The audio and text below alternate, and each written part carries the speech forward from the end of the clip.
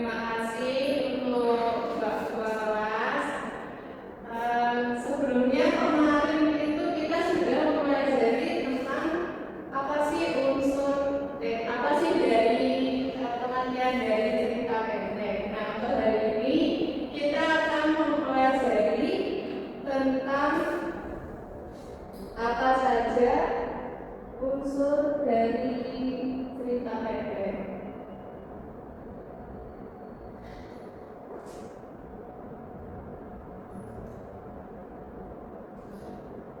Yang pertama kita hari ini akan mempelajari tentang unsur intrinsik dari cerita pendek. Yang pertama ada tema. Tema merupakan ide atau gaya sederhana yang mendasari dari cerita pendek. Dan yang kedua ada tokoh. Tokoh adalah pelaku yang melakukan pelaku yang ada dalam cerita pendek. Terus yang ketiga ada penopang. Penopang merupakan watak dan watak atau perilaku dari tokoh yang ada pada cerita pendek. Selanjutnya ada latar. Yang pertama adalah tempat yang menjelaskan tentang di mana kejadian cerita tersebut terjadi. Dan yang kedua latar waktu yang menjelaskan tentang kapan sih cerita tersebut terjadi. Dan yang ketiga ada latar suasana yang menggambarkan atau menjelaskan bagaimana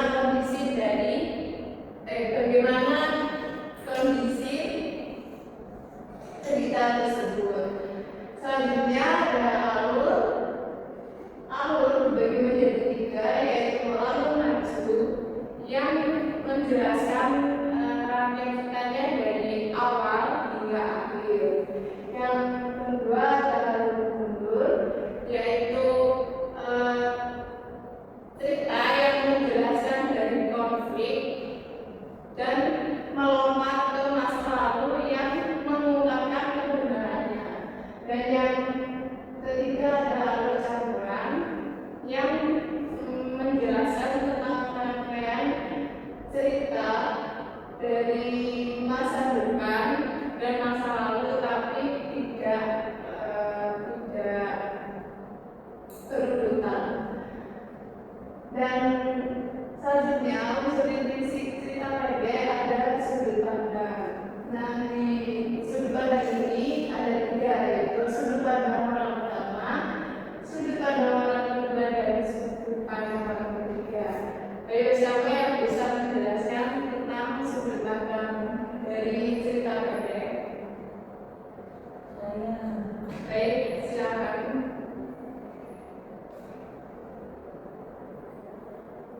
Kalau sudut pandang orang pertama itu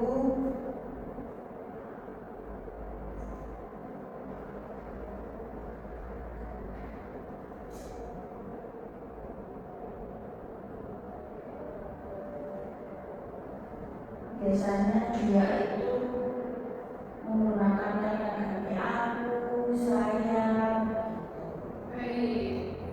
Yang sudut pandang orang kedua biasanya itu dia menggunakan kata ganti kamu. Ya, benar.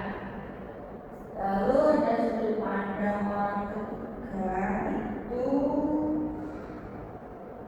biasanya menggunakan kata ganti dia atau iya. Baik, tepat sekali.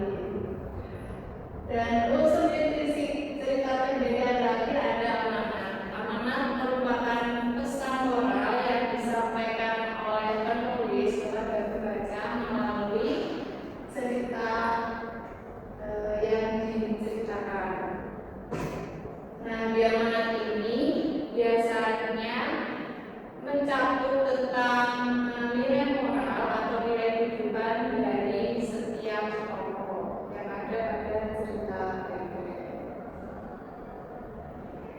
Nah, untuk materi unsur intrinsik ini apakah ada yang ingin ditanyakan?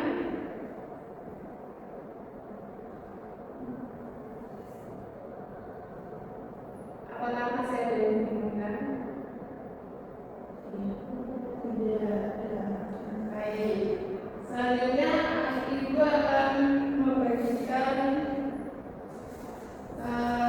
lembar kerja.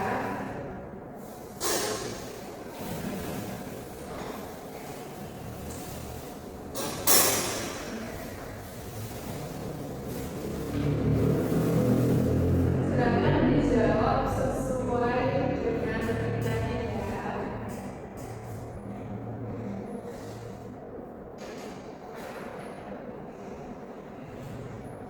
Ibu beri waktu sekitar 20 menit untuk mengerjakan ya.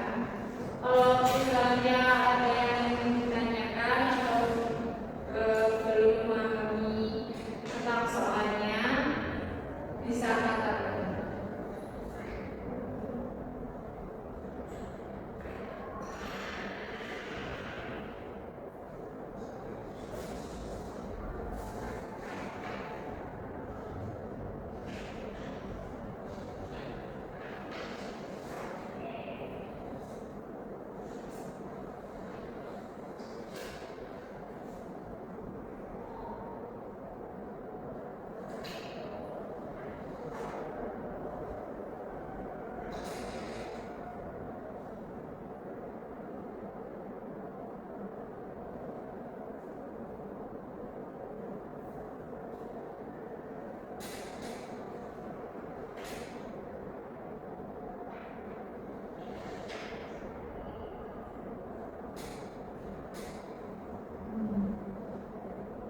Baik, apakah sudah selesai mengerjakan materinya?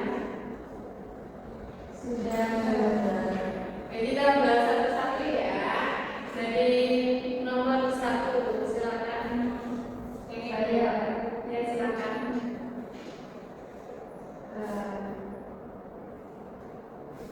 Apa dasar-dasar atau ide PKM melandasi tes belajar tersebut? Nah, kalau dari saya itu gagasan dasar atau tema cerita adalah mengenai arti penting kejujuran dan saling memaafkan sebagai akar dari persahabatan sejati.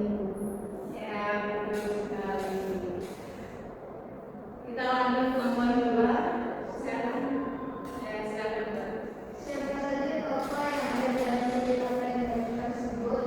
Kalau yang baca di sini tokoh-tokohnya ada Reno, kemudian Gideon, Pak Eko yang merupakan seorang petani, kemudian ada penjual toko benih yang merupakan tokoh figuran dalam cerita ini. Ya, betul sekali.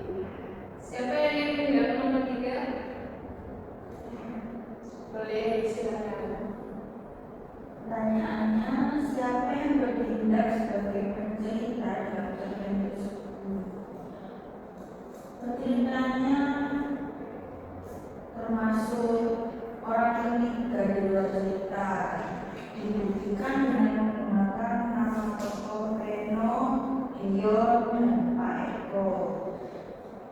Daripada kata ganti orang pertama, aku atau saya. Nah, sudut pandang ini itu masuk ke sudut pandang orang ketiga serba tahu itu. Karena pencerita itu mengetahui perasaan dan pikiran setiap tokoh. Baik, benar sekali.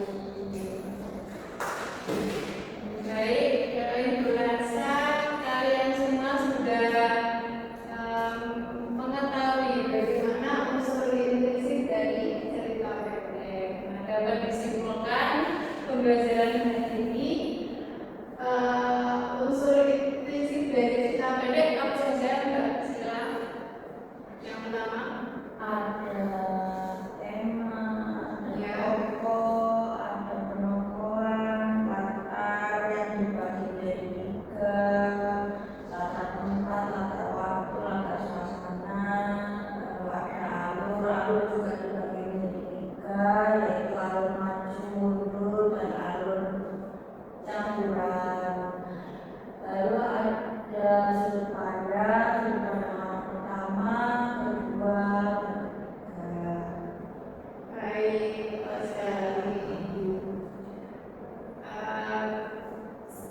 Mungkin